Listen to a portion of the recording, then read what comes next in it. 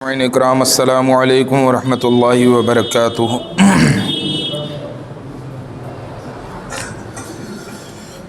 نحمدہ ونصلی علی رسولہ الکریم، اما بعد فقد قال اللہ تبارک و تعالی فی القرآن المجید والفرقان الحمید۔ فاعوذ باللہ من الشیطان الرجیم، بسم اللہ الرحمن الرحیم۔ یا ایہا الذین آمنوا اتقوا اللہ ولتنظر نفس ما قدمت لغد، صدق اللہ العظیم وبلغنا رسولہ النبی الامین المتین الکریم، ونحن علی ذلک لمن الشاہدین والشاکرین والحمد للہ رب العالمین۔ ان اللہ وملائکتہ یصلون علی النبی یا ایھا الذین آمنوا صلوا علیہ وسلموا تسلیما۔ اللہم صل علی سیدنا مولانا محمد وبارک وسلم۔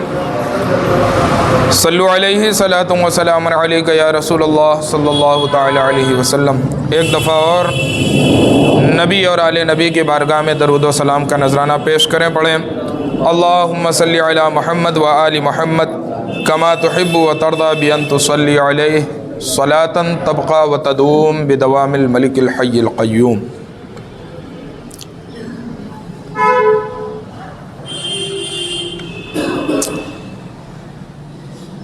حضرات محترم، عزیزان گرامی قدر،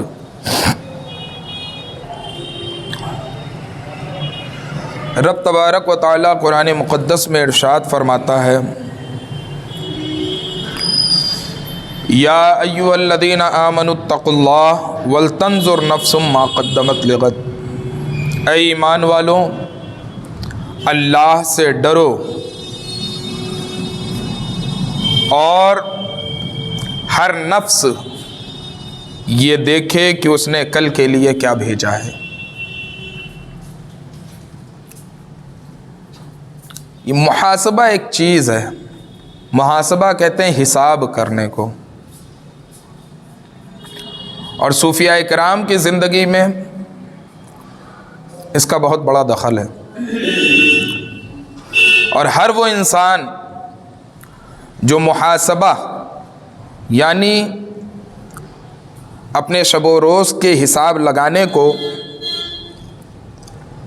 اپنا معمول بنا لے تو یقین جانے کہ وہ بہت سارے گناہوں سے بچ جائے گا اور اللہ کی رحمتوں سے مالا مال ہوگا۔ جس طریقے سے ایک دکاندار ہوتا ہے، دن بھر کمائی کرنے کے بعد رات کو وہ یہ حساب لگاتا ہے کہ میں نے کتنی پونجی لگائی تھی اور اس میں کتنا منافع ہوا ہے، اسی طریقے سے ہر انسان کے لیے ضروری ہے کہ جب رات کو وہ اپنے بستر پہ لیٹے تو اٹھنے سے لے کر اب جو لیٹنے جا رہا ہے تب تک اس نے کیا اچھے کام کیے، کیا برے کام کیے، اگر اس کا وہ حساب لگا لے تو وہ اللہ کے قہر سے اور اس کے عذاب سے بچ سکتا ہے۔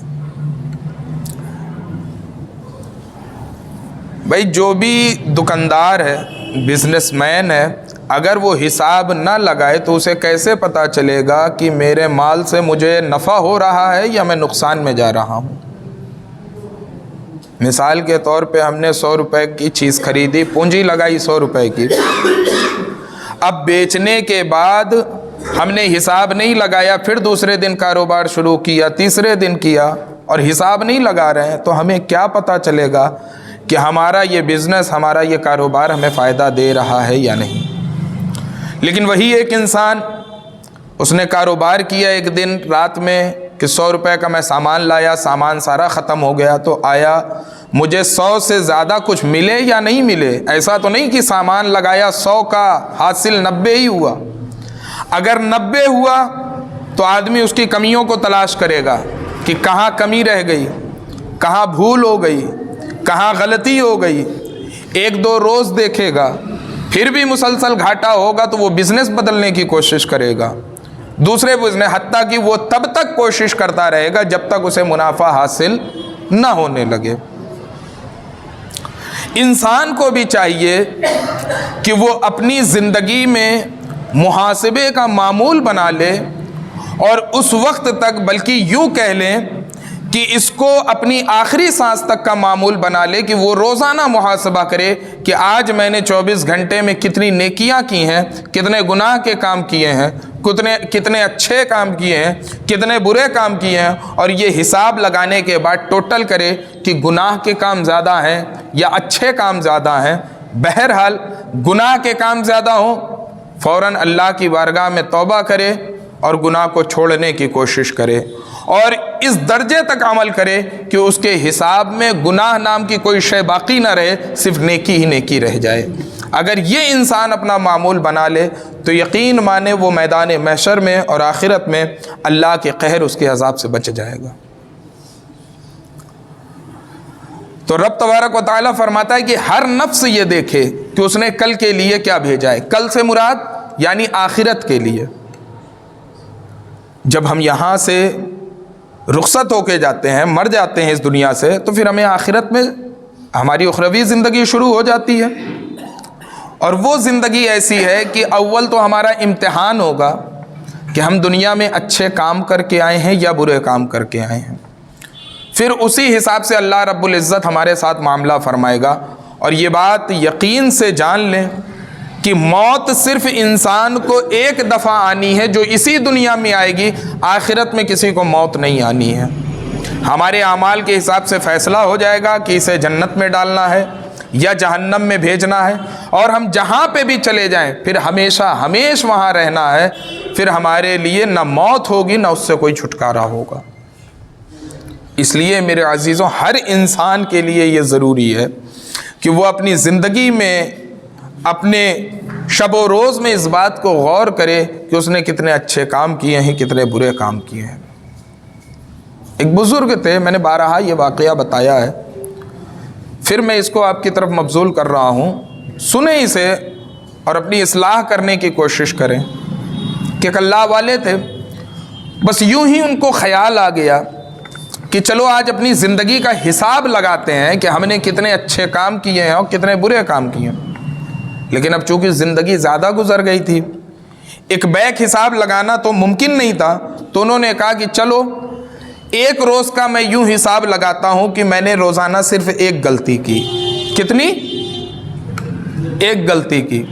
उन्होंने एक ख्याल बांधा, तसव्वुर बांधा कि चलो हम अपनी ज़िंदगी का हिसाब इस तरीके से लगाते हैं। अब चूँकि पीछे हम क्या गुनाह करके आए हैं, कितने किए हमें मालूम नहीं, तो एक ख्याल उन्होंने बांधा कि हम ये तसव्वुर करते हैं कि हमने रोज़ाना एक गलती की। अब जाहिर सी बात है कि एक साल में 365 दिन होते हैं, और इस्लामी साल के एतबार से माने तो 355 दिन होते हैं। तो अगर हम रोज़ाना एक गलती कर रहे हैं तो साल में हम कितनी गलतियां कर रहे हैं? इस्लामी साल के एतबार से 355 गलतियां हम कर रहे हैं। तो एक साल का उन्होंने निकाला कि एक साल में अगर रोज़ाना मैं एक गलती कर रहा हूं तो एक गलती साल में मेरी 355 हो रही है। अब अगर मेरी उम्र मान ले 30 साल है, 10 साल 12 साल उसमें निकाल दें कि बंदा मुकल्लफ नहीं होता, तब तक ना उस पर गुनाह का कोई हुक्म मुरत्तब नहीं होता है। मुकल्लफ यानी बालिग होने के बाद बंदे पर फिर ये अहकाम मुरत्तब होते हैं कि वो क्या गलत कर रहा उसे गलतियों में शुमार किया जाए, क्या सही कर रहा उसे नेकियों में शुमार किया जाए। तो 18 साल मेरी ज़िंदगी का बचता है। अब उन्होंने उस 18 साल को जब 355 में ज़र्ब दिया तो इतनी ज़्यादा तादाद बन गई, उसे सोच के वो चीख मार के बेहोश हो गए। अब जो इर्द गिर्द लोग थे उन्हें तो समझ में नहीं आया, ये सब तो ख्याल में चल रहा था। पानी के छींटे मारे, हिलाया डुलाया, जब वो होश में आए तो पूछा कि बड़े मियाँ आखिर क्या माजरा हो गया, क्या बात हो गई कि बज़ाहिर कोई सूरत नज़र नहीं आई और आप चीख मार कर बेहोश हो गए। तो उन्होंने बताया कि ये बंदे खुदा, आज मैं अपना हिसाब लगा रहा था, आज मैं अपना मुहासबा कर रहा था कि अगर रोज़ाना मैंने सिर्फ एक गलती की हो तो जो जितनी उम्र मेरी हो गई है उस हिसाब से मेरी गलतियां कितनी बनती हैं। और जब मैंने अपनी गलतियों को देखा कि वो इतनी कसीर मिक़दार में है तो मुझे ये सोच कर डर लग गया कि मैं खुदा के हुजूर इतनी सारी गलतियों के साथ कैसे हाजिर होऊंगा, और इसी बात से मुझ पर गशी तारी हो गई। بے ہوشی طاری ہو گئی۔ تو میرے عزیزوں، بتانے کا مقصد یہ ہے کہ سوچیں کہ بندہ اگر صرف ایک غلطی کر رہا ہے اور اس کی عمر 30-40 سال ہو جائے تو نہ جانے وہ کتنی غلطیوں کے ساتھ خدا کی بارگاہ میں اٹھ رہا ہے۔ اور ہمارا تو حال یہ ہے کہ ایک نہیں، ہماری برائیاں اور گناہ کے کام زیادہ ہوتے ہیں، نیکیوں کے کام چند ایک ہوتے ہیں۔ تو اب بتائیں، جب ہم اس حالت میں رب کے حضور پہنچیں گے تو وہاں رب کو کیا حساب دیں گے؟ اس لیے اپنے معمول میں اس چیز کو داخل کریے۔ روزانہ جب بستر پہ لیٹنے جائیں تو دیکھیں کہ آج میں نے کیا غلط کام کیے ہیں، اس کی الگ فہرست بنائیے۔ کیا اچھے کام کیے اس کی الگ فہرست بنائیے، اور جو گناہ کے کام ہیں اس میں یہ دیکھیں کہ یہ غلط کام کسی بندے سے تو متعلق نہیں ہے۔ مثلا میں نے کسی کے اوپر ظلم تو نہیں کیا، کسی کا پیسہ تو نہیں مار لیا، کسی کے ساتھ دھوکہ تو نہیں کیا، اس سے جا کے فوراً معافی مانگے۔ میرے عزیزوں، دنیا کی شرمندگی کچھ نہیں ہے میدان محشر کی شرمندگی کے سامنے۔ اس لیے دنیا میں شرمندہ ہو لینا بہتر ہے، میدان محشر میں شرمندہ ہونا بہتر نہیں ہے۔ آج ہم لوگ، کچھ بھائی ہوتے ہیں ہمارے کہ احساس گناہ ہے کہ ہم نے نادانی میں کبھی کسی کے ساتھ غلط کام کر دیا، اسے پریشان کر دیا، لیکن وہ ڈرتے ہیں کہ یار اب کیسے جائیں اس سے معافی مانگنے، وہ کیا سوچے گا، کیا سمجھے گا۔ میرے عزیزوں، اس چیز سے باہر نکلو۔ یہ سوچو کہ رب کتنا خوش ہوگا، مصطفیٰ کتنے خوش ہوں گے جب وہ یہ دیکھیں گے کہ میرا ایک بندہ میرے خوف کی وجہ سے اور میری تعلیم کی وجہ سے آج اس کے اندر یہ احساس پیدا ہوا ہے کہ میدان محشر کی سختی برداشت کرنے سے بہتر ہے کہ اس دنیا کی سختی کو برداشت کر لیا جائے، کیونکہ میرا جسم دنیا کی سختی کو برداشت کرنے کے تو قابل ہے لیکن آخرت کی سختی کو برداشت نہیں کر سکتا ہے۔ تو میرے عزیزوں، رب اور اس کا رسول بہت زیادہ خوش ہوں گے۔ مجھے ایک واقعہ یاد آتا ہے، ایک صحابیہ تھی، انہوں نے زنا کر لیا شادی شدہ کی حالت میں۔ اور اسلام میں، مذہب اسلام میں، اگر کوئی شادی شدہ زنا کر لے، کسی غیر کے ساتھ تعلق قائم کر لے، تو اس کی سزا کیا ہے؟ رجم ہے۔ رجم کسے کہتے ہیں؟ یعنی جس نے یہ گناہ کیا ہے اسے کمر تک گڑھے میں گاڑ دیا جائے اور تب تک اسے پتھر مارا جائے جب تک کہ وہ مر نہ جائے۔ اچھا، کچھ لوگ جو تعلیمات سے آشنا نہیں ہیں مذہب اسلام کی، اور کچھ ایسے بھی ہیں جو ہمارے اس مذہب کو ماننے والے بھی ہیں، ان کے اندر بھی یہ سوال اٹھتے ہیں کہ یار مذہب اسلام نے اتنی سخت سزا سنا دی۔ میرے عزیزوں، جس گناہ میں وہ مرتکب ہوئے ہیں نا، اس گناہ کے سامنے اگر دیکھا جائے تو یہ سزا کچھ بھی نہیں ہے، لیکن چونکہ اب ہمارے اندر سے احساس گناہ ختم ہو گیا ہے، اب ہم یہ سمجھتے ہی نہیں کہ یہ گناہ کتنا بڑا جرم ہے، اس لیے اب اس کے مقابل میں ہمیں ہر سزا بڑی لگتی ہے۔ یہ پہلے اس گناہ کی عظمت کو دیکھیں کہ وہ گناہ کتنا بڑا ہے، کتنا عظیم گناہ ہے۔ بھئی آپ کی شادی ہو گئی ہے، شادی کے بعد بھی آپ کسی غیر سے تعلق قائم کر رہے ہیں، یہ کتنا بڑا گناہ ہے۔ تو بہرحال میں اس تفصیل میں نہیں جاتا۔ تو ایک صحابیہ نے، ان سے ہو گئی یہ گناہ سرزد ہو گیا، ان سے سرکار کے بارگاہ میں آئے، انہوں نے اقرار کیا کہ سرکار مجھ سے یہ عمل ہو گیا ہے، ہمارے مذہب میں جو بھی سزا بنتی ہو آپ اسے دے دیں۔ سرکار نے انہیں واپس بھیجا کہ آپ واپس چلی جائیں، ہو سکتا ہے کسی اور سے سرزد ہوا ہو، آپ سے نہ سرزد ہوا ہو۔ انہوں نے پھر اقرار کیا، 4 دفعہ یہ معاملہ ہوا۔ بہرحال جب مکمل یقین ہو گیا تو سرکار دو عالم صلی اللہ علیہ وسلم نے انہیں حکم دیا اور صحابہ اکرام کو حکم دیا کہ انہیں لے جا کر سنگسار کر دیں، اور انہیں سزا دے دی گئی۔ اور جب اس صحابی رسول کو سرکار دو عالم صلی اللہ علیہ وسلم سزا کے بارے میں بتا رہے تھے کہ اس کی سزا اتنی سخت ہے، تو انہوں نے یہی جملہ کہا کہ سرکار یہ گناہ تو مجھ سے ہو گیا، یہ میری نادانی تھی، میری غلطی تھی، لیکن اس کے بعد بھی میرے اندر احساس گناہ باقی ہے اور میں آخرت کی سختی کو نہیں برداشت کر سکتی۔ میں چاہتی ہوں کہ اس کی سزا مجھے دنیا میں ہی مل جائے، اگرچہ مجھے پتھر مار کے ہلاک کر دیا جائے گا، مجھے مار ڈالا جائے گا، لیکن یہ میرے لیے کم ہے اس کی بنسبت کی میدان محشر میں خدا مجھے کوئی سزا دے۔ میرے عزیزوں سوچیں، آج ہمارے اندر کوئی ڈر ہی نہیں ہے، کوئی خوف ہی نہیں ہے۔ ہمیں تو یہ لگتا ہے کہ ہم خدا کے سامنے جیسے دنیا والوں سے نپٹ لیتے ہیں، ہم خدا سے بھی نپٹ لیں گے۔ میرے عزیزوں، یہ تصور اپنے ذہن سے نکال دیں۔ خدا اگر عدل پر آ گیا تو بڑے سے بڑے عابد بھی اس کی گرفت سے نہیں بچ سکتے ہیں۔ اس لیے جرت کا مظاہرہ نہ کرو، اللہ نے تمہیں بندہ بنا کر بھیجا ہے، بندے بن کر رہو، بندگی کا اظہار کرو، عاجزی کا اظہار کرو، انکساری کا اظہار کرو۔ اللہ کو یہ چیزیں پسند ہے۔ اللہ کو یہ پسند نہیں ہے کہ تم سینہ چوڑا کر کے چلو، بڑے بن کر چلو، تکبر کرتے پھرو، گھمنڈ کرتے پھرو، نہ، اللہ کو یہ چیزیں نہیں پسند ہے۔ اللہ کو عاجزی، انکساری پسند ہے۔ تو میرے عزیزوں، ہمیں اپنے گناہوں کا علم کب ہوگا؟ اسی وقت ہوگا جب ہم اپنا محاسبہ کریں گے، جب ہم اپنا حساب کریں گے کہ ہم سے کتنی خطائیں ہو رہی ہیں اور کتنی نیکیاں ہو رہی ہیں، اور یہ بہت ضروری بھی ہے۔ حدیث میں ہے کہ ایک صحابی رسول سرکار دو عالم صلی اللہ علیہ وسلم سے عرض کیا، یا رسول اللہ مجھے کچھ نصیحت فرما دیں۔ سرکار نے پوچھا کہ آپ نصیحت کے لیے آئے ہیں؟ انہوں نے فرمایا ہاں یا رسول اللہ۔ تو سرکار دو عالم صلی اللہ علیہ وسلم نے کیا فرمایا؟ فرمایا کہ جب کسی کام کا ارادہ کرو، جب کچھ کرنے کا سوچو تو اس کے انجام کو بھی سوچ لو۔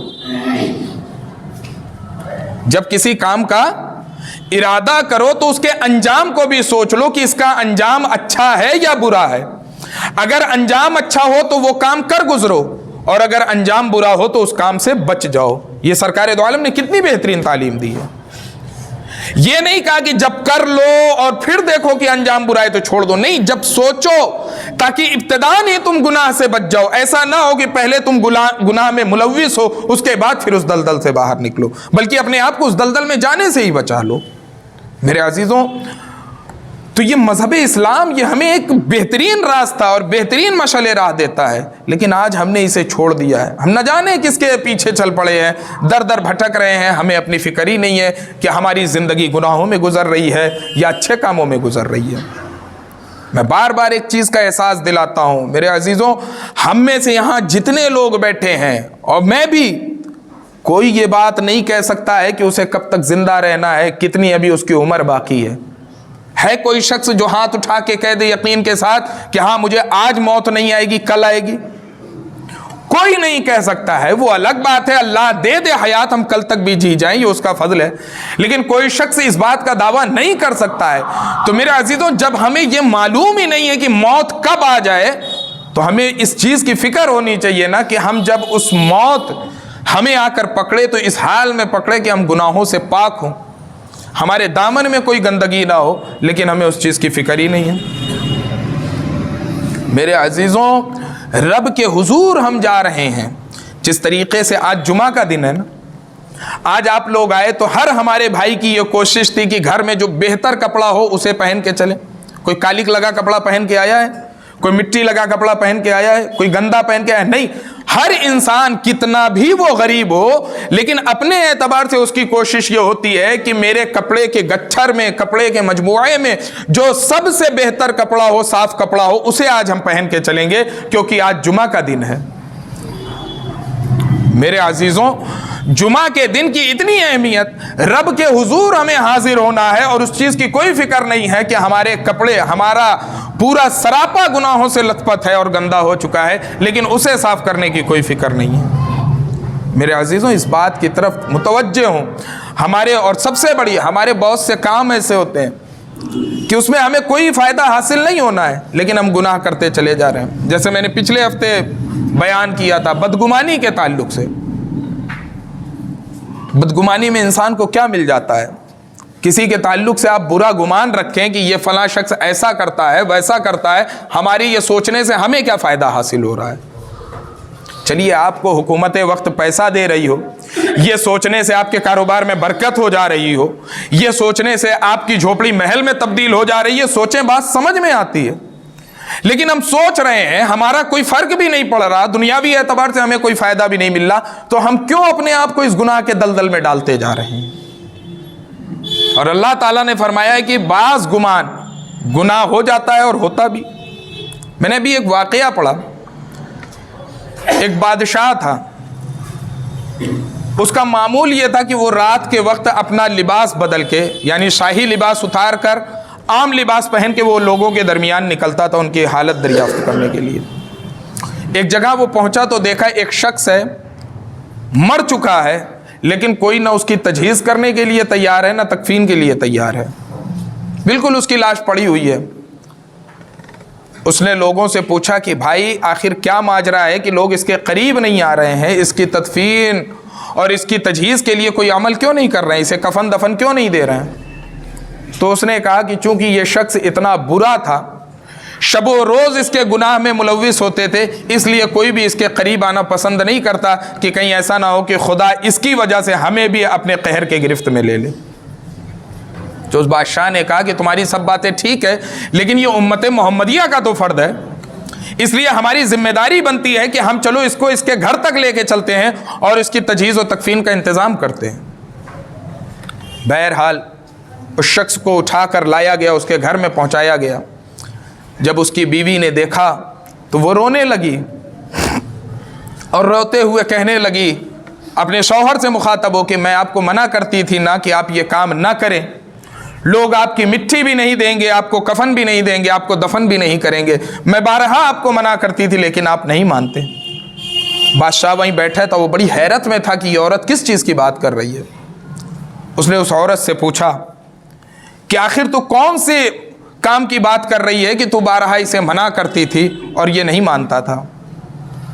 تو اس عورت نے کہا کہ میرا یہ شوہر جو ہے یہ ایک ولی اللہ ہے، یہ اللہ کا ایک ولی ہے، لیکن اس کا عمل یہ تھا کہ یہ روزانہ رات میں کسی طوائف کے گھر میں جاتا تھا، کسی بدکار عورت کے گھر میں جاتا تھا اور جا کر اسے پیسہ دیتا اور کہتا کہ آج کی رات کی کمائی میں نے تیرے ہاتھ پہ رکھ دی ہے، اب کسی کے لیے بھی اپنا دروازہ نہ کھولنا تاکہ امت محمدیہ کے کچھ فرد تو اس گناہ سے بچ جائیں۔ ظاہری عمل کتنا برا ہے، لیکن دیکھیں وہ کہتی ہے کہ یہ روزانہ رات میں ایک بدکار عورت کے گھر میں جاتے، اس کے ہاتھ پہ پیسہ رکھتے اور یہ کہتے کہ میں نے تیری کمائی تیرے ہاتھ پہ رکھ دی ہے، اب صبح تک اپنے دروازے کو نہ کھولنا، کم از کم اس وجہ سے امت محمدیہ کے کچھ فرد تو گناہوں سے بچ جائیں گے اور میں نے تیرا بھی کام کر دیا ہے۔ اسی طریقے سے وہ شراب کے اڈے میں جاتے تھے، شراب کی بوتل خریدتے تھے، 5 6 7 8 جتنی آسانی کے ساتھ اٹھ سکتی تھی اسے اٹھا لیتے اور لا کر اسے توڑ دیتے، گرا دیتے اور کہتے کہ اتنی شراب ضائع ہونے کی وجہ سے کم امت محمدیہ کے کچھ فرد تو شراب جیسے گناہ سے بچ جائیں گے۔